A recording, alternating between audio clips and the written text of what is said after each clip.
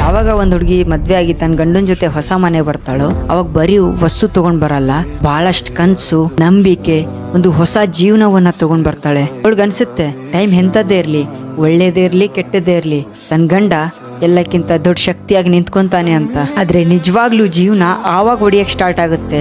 ಅದೇ ಗಂಡ ಮಾತ್ಗೂ ಬೈಯಕ್ ಸ್ಟಾರ್ಟ್ ಮಾಡ್ತಾನೆ, ಪ್ರತಿ ಒಂದ್ ಕೆಲ್ಸದಲ್ಲೂ ಕಮ್ಮಿ ಹುಡುಕ್ತಾನೆ.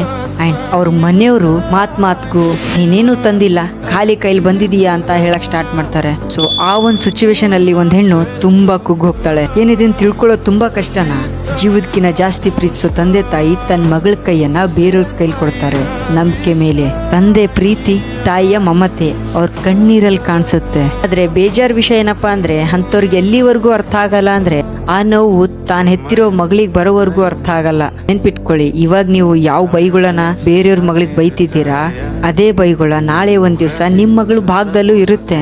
ಸೊ ನಾವು ಮಾಡಿರೋ ಕರ್ಮ ಸಮಯ ಅನ್ನೋ ಕಾಲಚಕ್ರ ಬದಲಾಗ್ತಿದ್ದಂಗೆ ಎಲ್ರು ಮನೆ ಬಾಗ್ಲಿಗೂ ಬರುತ್ತೆ. ಎಲ್ಲ ಸೊಸೆಂದ್ರು ಹೊಂದ್ಕೊಳ್ಳೋ ತರ ಇರಲ್ಲ, ಎಲ್ಲ ಅತ್ತೆ ಮಾವಂದ್ರು ಪ್ರೀತಿಸೋ ತರ ಇರಲ್ಲ. ಅನ್ಕಂಫರ್ಟೇಬಲ್ ಆದ್ರೂ ಜೀವನ ಮಾಡ್ತಾ ಇರ್ಬೇಕು, ಯಾರನ್ನು ದೂರ ಮಾಡಬಾರ್ದು.